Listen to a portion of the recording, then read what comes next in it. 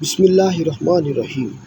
جب مسلم بن عقیل کو قتل کر دیا گیا تو ان کے دو بچوں کو ابن زیاد کے پاس لے جایا گیا۔ اس مرعون نے ان دونوں کو قید خانے میں بھیجا اور محافظ زندہ کو طلب کر کے کہا کہ اچھی خوراک اور ٹھنڈا پانی ان کو نہ دینا اور ان پر سختی کرنا۔ یہ دونوں بچے روزہ رکھتے تھے اور بوقت شب 2 روٹیاں جو کی اور 1 کوزہ پانی ان کے لیے لایا جاتا تھا، یہاں تک کہ 1 سال گزر گیا۔ ایک دن ایک بھائی نے دوسرے سے کہا کہ اے بھائی، ایک مدت سے ہم اس زندان میں ہیں اور ہماری عمر ختم ہونے والی ہے، قریب ہے کہ ہماری زندگی اسی غم میں ختم ہو جائے، لہٰذا زندان کے نگران کو اپنے مقام اور حسب نسب سے آگاہ کر دیں اور جو قربت ہم رسول کریم صلی اللہ علیہ وسلم سے رکھتے ہیں ان پر ظاہر کر دیں، شاید اس کو اس حالت پر رحم آ جائے۔ لہٰذا جب وہ خوراک اور پانی کا کوزہ لایا تو چھوٹے نے کہا کہ اے شیخ، کیا تم محمد کو پہچانتا ہے؟ اس نے کہا کہ کیوں نہیں پہچانتا، وہ میرا پیغمبر ہے۔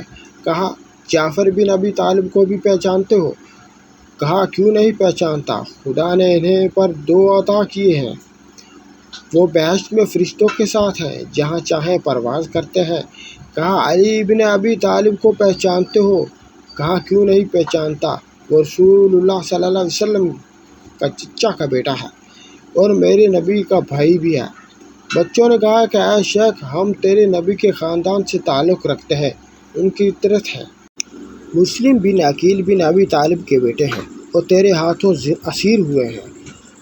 تم نے اچھی خوراک اور ٹھنڈا پانی ہمیں نہ دیا اور ہمیں زندہ میں سخت تنگ کیا۔ وہ شیخ گر پڑا اور ان کے پاؤں کے بوسے لینے لگا اور کہا کہ میری جان آپ پر قربان، اے اطاعت رسول صلی اللہ علیہ وسلم، یہ زندان کا دروازہ کھلا ہے، جہاں چاہو چلے جاؤ۔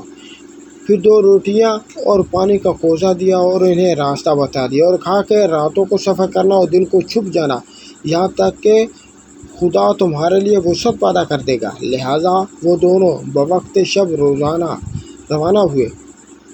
کچھ دور جا کر ایک ضعیفہ کے مکان پر پہنچے، وہاں اس سے کہا کہ ہم پریشان حال آوارِ وطن ہیں، جبکہ رات کا وقت ہے، آج رات ہمیں اپنا مہمان رکھ لیجیے، ہم صبح ہوتے ہی چلے جائیں گے۔ اس نے کہا کہ تم کون ہو، تمہارے بدن سے عطر سے زیادہ خوشبو آتی ہے۔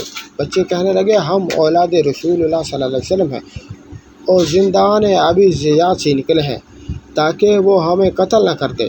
بوڑھی عورت نے کہا کہ اے میرے عزیزو، میرا داماد جو بد کردار ہے اور عبید اللہ ابن زیاد کے ساتھ واقعہ کربلا میں موجود تھا، ڈرتی ہوں کہ کہیں وہ یہاں آ کر تمہیں قید نہ کر لے اور قتل کر دے۔ کہنے لگے ہم صرف آج کی رات ہی یہاں ٹھہریں گے اور صبح اپنی راہ کو چلے جائیں گے۔ عورت نے کہا کہ اچھا، میں تمہارے لیے شام کو کھانا لاتی ہوں۔ وہ کھانا لائی، انہوں نے کھانا کھایا، پانی پیا اور سو گئے۔ چھوٹے نے بڑے سے کہا کہ جان برادر، مجھے امید ہے کہ آج رات ہم آرام کی رات ہوگی، آؤ بغل گر ہو کر سو جائیں اور ایک دوسرے کے بوسے لے لیں، کہیں یہ نہ ہو کہ موت ہم دونوں کو جدا کر دے۔ لہٰذا دونوں بغل گر ہو کر سو گئے۔ جب رات کا کچھ حصہ گزرا تو اس عورت کا داماد فاسق آیا اور دروازہ کھٹکھٹایا۔ بوڑھی عورت نے پوچھا کون ہے؟ اس نے کہا فلاں ہوں۔ کہا کیوں بے وقت آئے ہو؟ وہ باہر سے کہنے لگا وائے ہو تجھ پر کہ میں سخت بدحواس ہوں، قبل اس کے کہ میری عقل چلی جائے، دروازہ کھول، میں سخت مایوس ہوں۔ عورت نے کہا وائے ہو تم پر، کون سی مصیبت میں گرفتار ہو؟ اس نے کہا کہ 2 بچے لشکر عبید اللہ لعین سے نکل گئے ہیں اور امیر نے اعلان کیا ہے کہ جو کوئی ان دونوں میں سے کسی ایک کا سر لائے گا اسے 1000 درہم انعام دوں گا اور جو دونوں کا سر لائے گا اسے 2000 درہم انعام دوں گا۔ مجھے یہ رنج ہے کہ میرے ہاتھ نہیں آئے۔ بوڑھی عورت نے کہا کہ اس بات سے ڈرو کہ روز قیامت محمد تیرے دشمن ہوں گے، اور وہ کہنے لگا وائے ہو تم پر کہ میں دنیا ہاتھ میں لینا چاہتا ہوں اور تم آخرت کی بات کرتی ہو۔ عورت نے کہا کہ میں وہ دنیا جو آخرت کے بغیر ہو تجھے کیا کام دے گی؟ اس نے کہا کہ تم اس کی طرفداری کیوں کرتی ہو؟ کیا تجھے ان کی خبر ہے؟ چل میں تجھے اپنے امیر کے پاس لے چلتا ہوں تاکہ وہ تجھ سے پوچھے۔ وہ کہنے لگی امیر مجھ بوڑھی عورت سے جو گوشہ نشین ہے کیا چاہے گا؟ اس نے کہا کہ اچھا، دروازہ کھولو تاکہ آرام کروں اور سوچوں کہ صبح کس راستے پر ان کے پیچھے جاؤں۔ عورت نے دروازہ کھولا اور ان کو کھانا دیا اور آدھی رات کو اس نے بچوں کی سانس لینے کی آواز سنی تو وہ نہایت خشمناک اٹھا اور اندھیرے میں دیوار کا سہارا لے کر کمرے کی جانب چلا، یہاں تک کہ چھوٹے بچوں کے پہلو پر ہاتھ پڑا۔ بچوں نے کہا، کون ہے؟ اس نے کہا، میں گھر کا مالک ہوں، تم کون ہو؟ چھوٹے نے بڑے کو ہلایا اور کہا، اٹھو، جان لو، جس چیز سے ڈرتے تھے اسی میں گرفتار ہو گئے۔ اس نے کہا، تم کون ہو؟ کہنے لگے، اگر سچ کہیں تو امان دو گے؟ ہاں کہنے لگا، اے شیخ خدا رسول اور ان کے مرتبوں کا واسطہ، کیا ہمیں امان دو گے؟ کہنے لگا، ہاں ایمان ہے۔ تو بچے کہنے لگے، محمد بن عبداللہ گواہ ہے، امان دو گے؟ اس نے کہا، ہاں۔ بچوں نے کہا کہ خدا اس پر گواہ ہے، وکیل ہے، جو کچھ عہد کر رہا ہے پورا کرے گا۔ کہنے لگا، اے شیخ، ہم تیرے نبی کے خاندان سے تعلق رکھتے ہیں، اسی عشرت سے ہیں، زندان عبیداللہ بن زیاد العین سے جان کے خوف سے نکلے ہیں۔ اس نے کہا، موت سے ڈرتے ہو مگر موت میں گرفتار ہو گئے ہو۔ ہم تو اس خدا کی جس نے تم کو میرے قابو میں کر دیا۔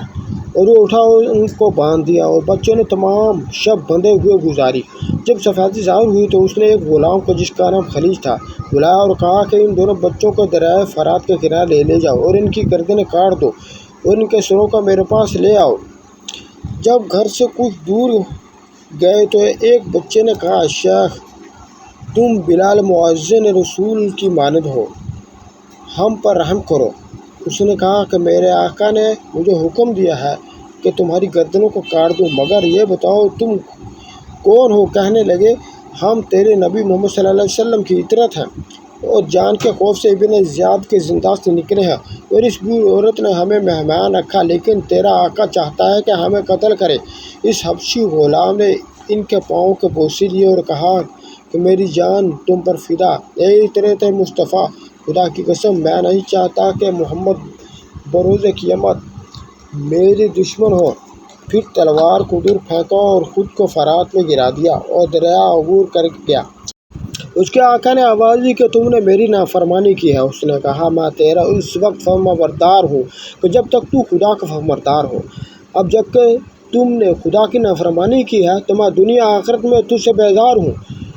پھر اس شکی نے اپنے بیٹے کو بلایا اور کہا کہ میں تیرے لیے حلال و حرام کو جمع کیا ہے، چاہتا ہوں کہ انعام وصول کروں۔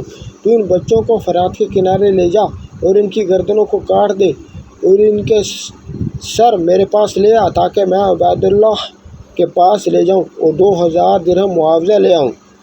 اس نے تلوار لی اور بچوں کو لے کر چلا۔ کچھ دور جا کر ان دونوں بچوں میں سے ایک نے کہا کہ اے جوان، میں تیرے دوزخ میں جانے سے خوف محسوس کرتا ہوں۔ اس لڑکے نے کہا کہ تم ہو کون؟ وہ کہنے لگا، ہم تیرے نبی کی اطرت ہیں اور تیرا باپ ہمیں قتل کرنا چاہتا ہے۔ یہ سن کر اس ملعون کا بیٹا بھی ان کے قدموں میں گر پڑا اور ان کے بوسے لیے اور انہیں الفاظ کو دہرایا جو حبشی غلام نے کہا تھا۔ پھر تلوار کو دور پھینکا اور خود فرات میں چھلانگ لگا کے اس کے باپ نے آواز دی، تو میری نافرمانی کر رہا ہے۔ اس نے کہا، خدا کا حکم تیرے حکم پر مقدم ہے۔ اس شکی نے کہا کہ اب سوائے میرے کوئی دوسرا ان کو قتل نہ کرے گا، لہٰذا تلوار لی اور ان کو آگے کیا اور فرات کے کنارے تلوار نیام سے نکالی۔ جب بچوں کی نظر تلوار پر پڑی تو رونے لگے اور کہنے لگے، اے شیخ، ہمیں بازار میں فروخت کر دے اور روز قیامت محمد کی دشمنی کو اپنے سر نہ لے۔ اس نے کہا کہ میں تمہارے سر کو ابن زیاد کے پاس لے جاؤں گا اور معاوضہ حاصل کروں گا۔ بچے کہنے لگے کہ ہمارے رشتہ رسول کا احترام نہیں کرتا۔ اس نے کہا کہ تمہارا رسول اللہ صلی اللہ علیہ وسلم کے ساتھ کوئی رشتہ واسطہ نہیں ہے۔ کہنے لگے، اے شیخ، تو ہم کو عبیداللہ کے پاس لے جا تاکہ وہ خود ہمارے بارے میں کوئی حکم دے۔ اور کہا، میں تمہارے خون کے بدلے میں اس کا تقرب حاصل کرنا چاہتا ہوں۔ بچے کہنے لگے، اے شیخ، کیا تجھے ہمارے کم سن ہونے پر رحم نہیں آتا؟ اس نے کہا کہ خدا نے میرے دل میں رحم پیدا نہیں کیا۔ کہنے لگے، پھر ہمیں اتنی مہلت دے کہ ہم چند رکعت نماز پڑھ لیں۔ اس نے کہا کہ اگر نماز تمہیں کوئی فائدہ دیتی ہے تو جس طرح چاہو نماز پڑھو۔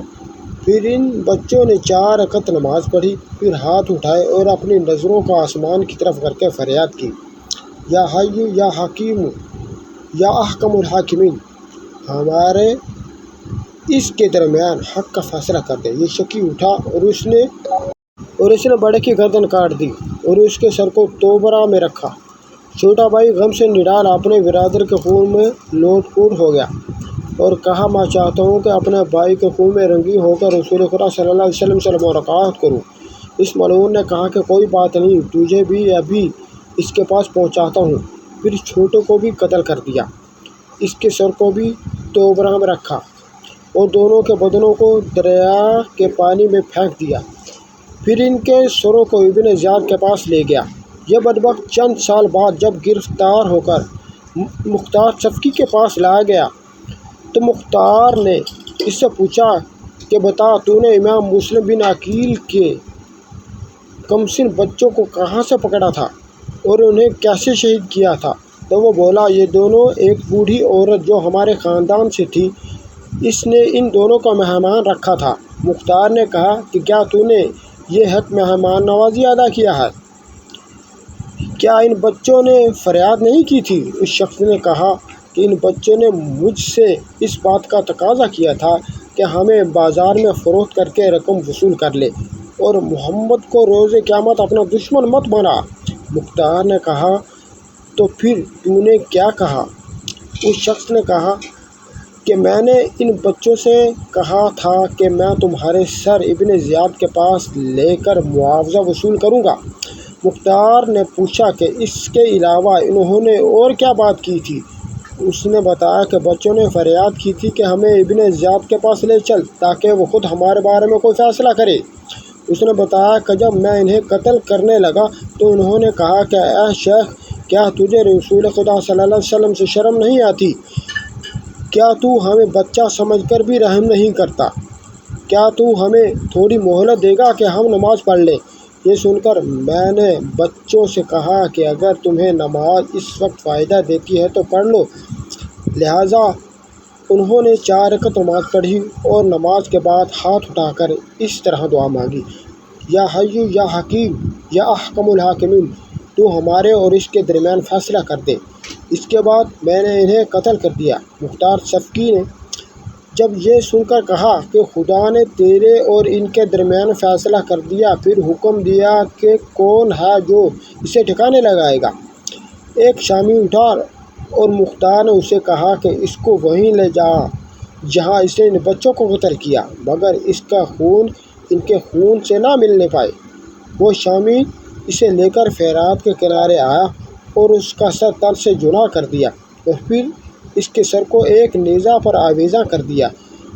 لوگ اس کے سر کو دیکھتے اور حقارت سے ڈھیلے اور پتھر مارتے تھے کہ اس نے ذریت رسول کو شہید کیا۔